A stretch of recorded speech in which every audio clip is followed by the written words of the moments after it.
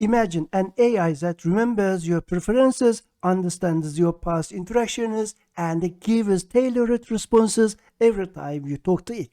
That's not science fiction. That's the Model Context Protocol, or MCP. In the next few minutes, you will learn how this powerful system makes AI smarter, more helpful, and context-aware. Actually, there are two distinct ways to view the Model Context Protocol and its process. Namely, the first one is prompt processing pass. Second one is tool invocation pass. In the following section, we are going to see these two processes. Please note that during the course, I use LMM, namely Large Language Model, just like ChatGPT, Claudia, Gemini, or any other AI model. Sometimes I use AI model, or sometimes I might use LMMs. Okay, why do we need this Model Context Protocol? Actually, without MCP, every interaction with an AI is like starting from the scratch. It forgets what you asked about before, your goals, your tone preference, everything. Namely, we have an AI model here. We are going to ask some kind of questions. For example, I have asked 3 questions. The first question is just starting point. Namely, the first question is about what is it, and the second question is where we use it, and the third question is example. Every time I ask it without this MCP, the AI will start it from the scratch.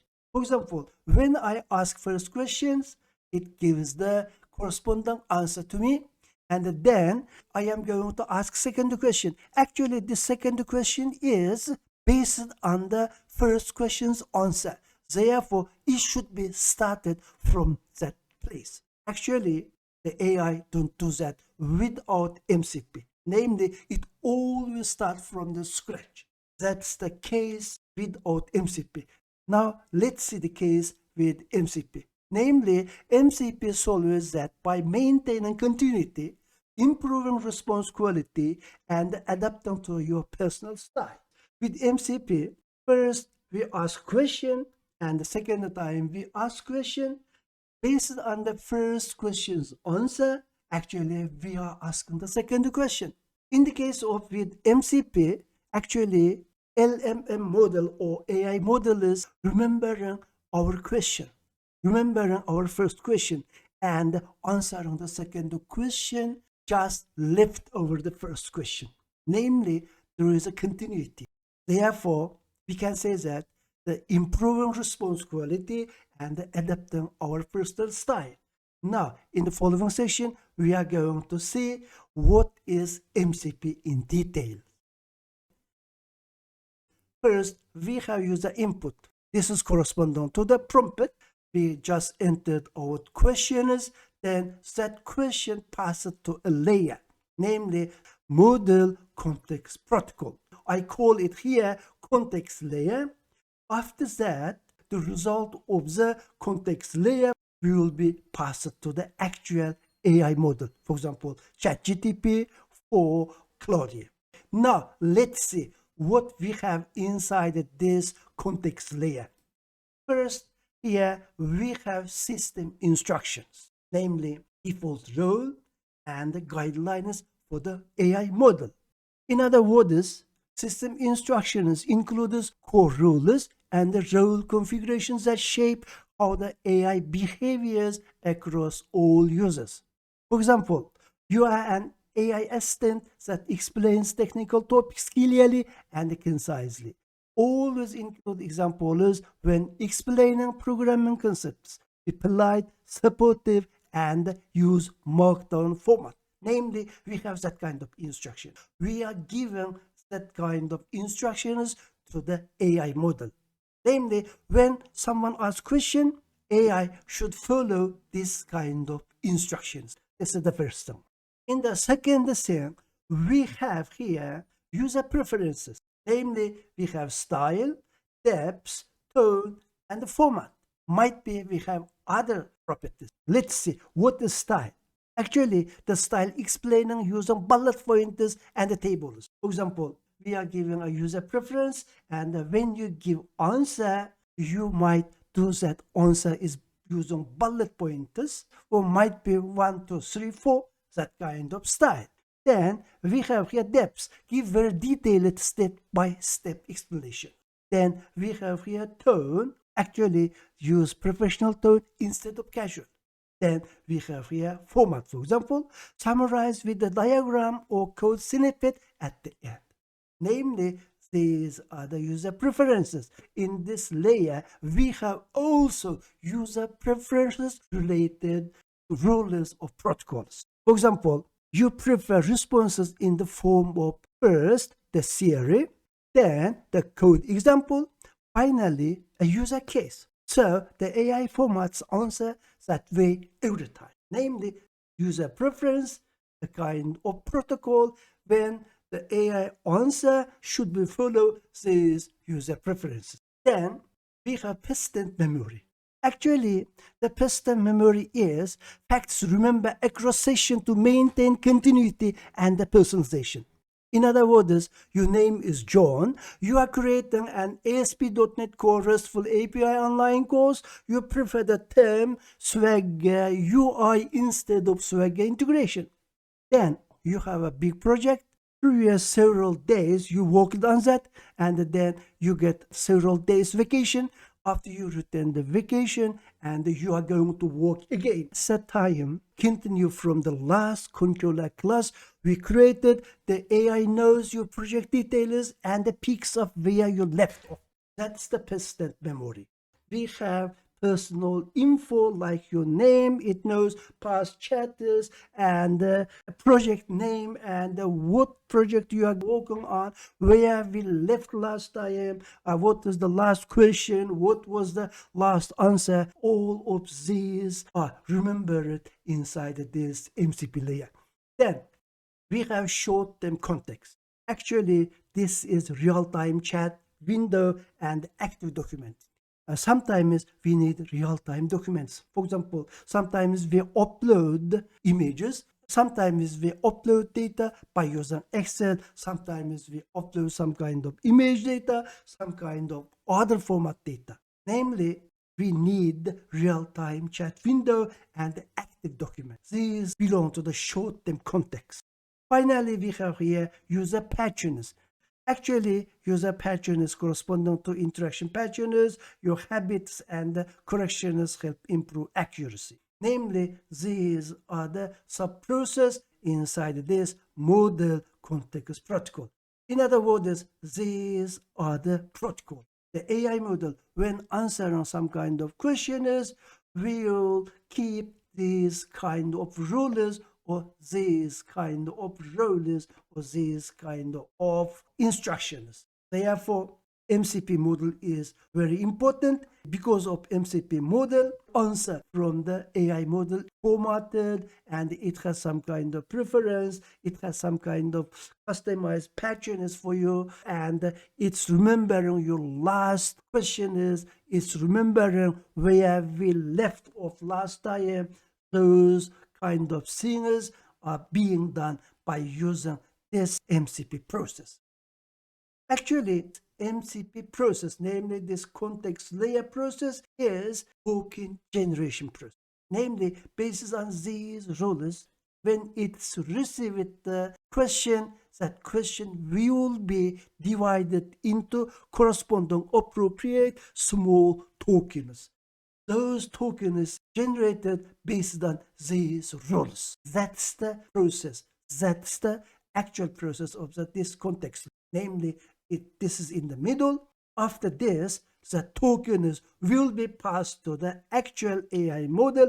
Then, based on the tokens, the AI model will give the answer, will give the responses. That's the process. Namely, this token generation process, in other words, you have questioners, that question passes to this layer. Inside this layer, that question is divided into sub-tokens and enriched it, and then divided into some categories. For some tokens, for some questions, AI model will respond immediately, because in the previous training, the AI model trained by using that answer. Therefore, for some tokens, the AI model will respond immediately. For some tokens, the AI model need to get access external resources, for example, access some kind of websites, or call some kind of external functions, or call some kind of tools and calculate some kind of result and get the final result. Therefore, this process is token generation process. Namely, inside this process, token is being generated based on the input questions. That token is passed to the appropriate AI models. Now, in the following section, let's see a simple example. Let's say you are working on a Blazor WebAssembly course and have to talk to ChatGPT about it. With MCP, the model remembers you are building with .NET 8. You like hands-on examples. You are covered quick grid and dependency injection until now. So this time, when you ask add a file upload example, it can respond with relevant personalized content without repeating the basics everything. That's the process. In other words, user asks follow-up question. That question passes to the MCP and recalls prior course info, namely previously what was asked and now what is about the question, and then that question divided into separate appropriate tokens, and that token passed to the AI model, actual AI model, and they get the result. Okay, we have talked about the first perspective. Now we are going to talk the second perspective, namely tool invocation path. Let's say we have a user input, namely we have the question. User input a kind of question. After that, that question passes to the MCP process. We just talked about what we have inside the MCP. We know that it's a token generation process, or in other words, it's the context enrichment. After that, that question is, namely that token is passed to the AI model. Then that AI model try to answer the question. If it get the result from the trained data immediately, at that time, it return the response. This is the first way. However, there is no immediate answer, or there is no real data. At that time, this LMM, namely LMM, realize it doesn't have real-time data. If it determines that it needs external help, such as real-time data, for example, now what is the temperature in Tokyo?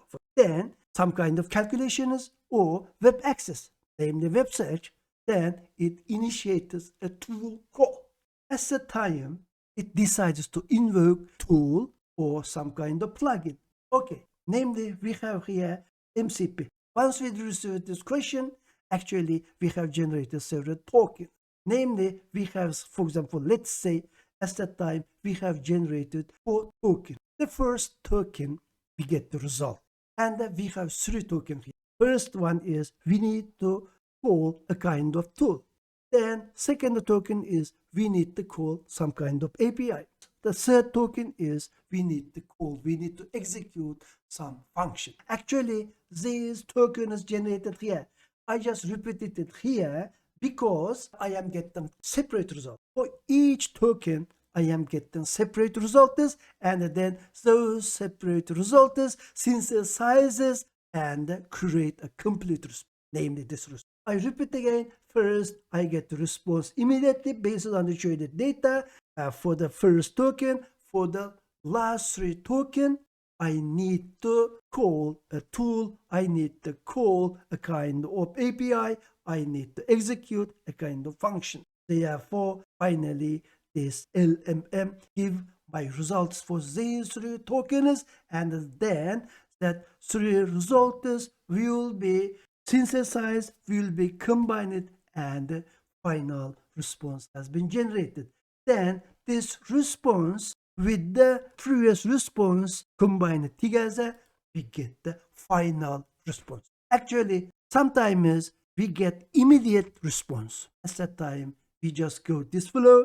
Sometimes for some portion, we need to search external resources. At that time, we go this way, and then finally we get this result. In any case, we get some kind of results. Those results will be combined, and the final response will be generated. These are the follow sequence. Namely, here this MCP is context enrichment. In other words, MCP process is token generation process. We have user prompt, we have questionnaires. Based on that questionnaires, MCP process will generate tokens.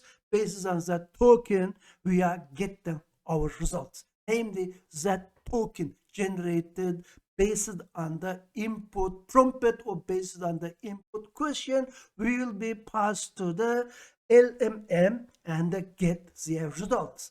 In some cases, we get immediate response. In some cases, we need to call some kind of API, we need to invoke some kind of tools, or we need to execute some kind of functions. Therefore, finally, we are combining, we are synthesizing all results and generating the final results. Therefore, we can say that this process, namely this MCP process, is actually token generation process, actually context enrichment process.